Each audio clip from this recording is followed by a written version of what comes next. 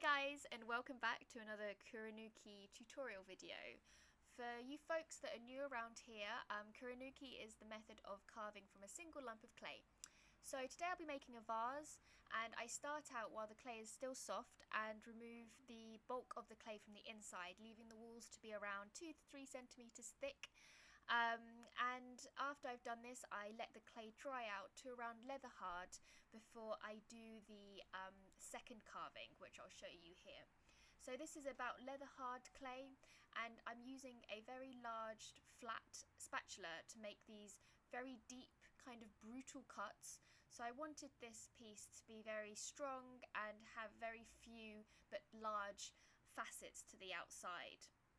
It also helps to do this while the clay is harder because you don't get much distortion of the shape of the vessel, and also it allows you to get these very straight facets and rips of clay at the end, which you can see me doing here.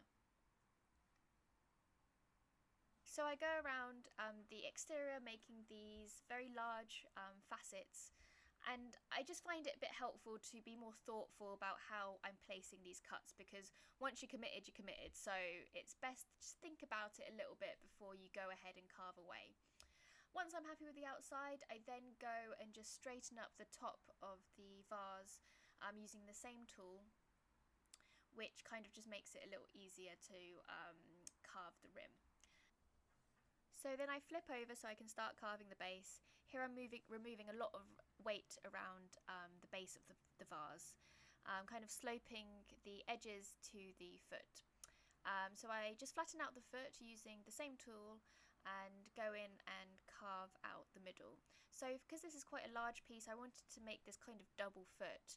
So I used the small loop tool, so the square end, to kind of carve this channel around the edge of the base.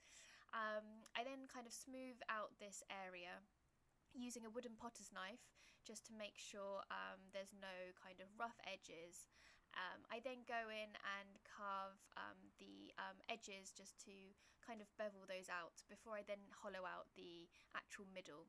This kind of gives you like this kind of 2-foot thing on the base, which helps with more larger pieces as it just gives a bit more stability to the piece.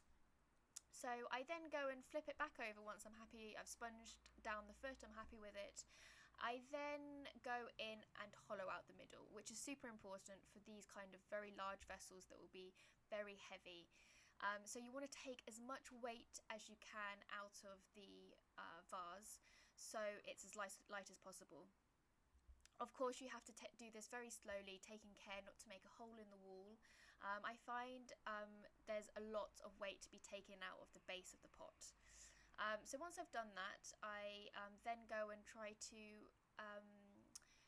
thin out the rim of the vase so that you get more of an organic edge. So here I'm just using the large loop tool to do this, and sometimes it rips and chunks come out of the edge, which I'm okay with because it's a vase, not something I'm going to be drinking out of, so it doesn't really matter if the rim is irregular. It actually, I think, adds to the aesthetic of the piece. So yeah, once I've done that, I then go and just take a tool just to smooth out the edge of the rim of the pot. I then go in and just smooth out the interior of the vase, just making sure there's no lumps or bumps, and that's the final piece. I hope you enjoyed that video, and I have many more tutorials on Kuranuki pots that you can make linked down below. Happy pottering, and hope to see you guys soon. Bye!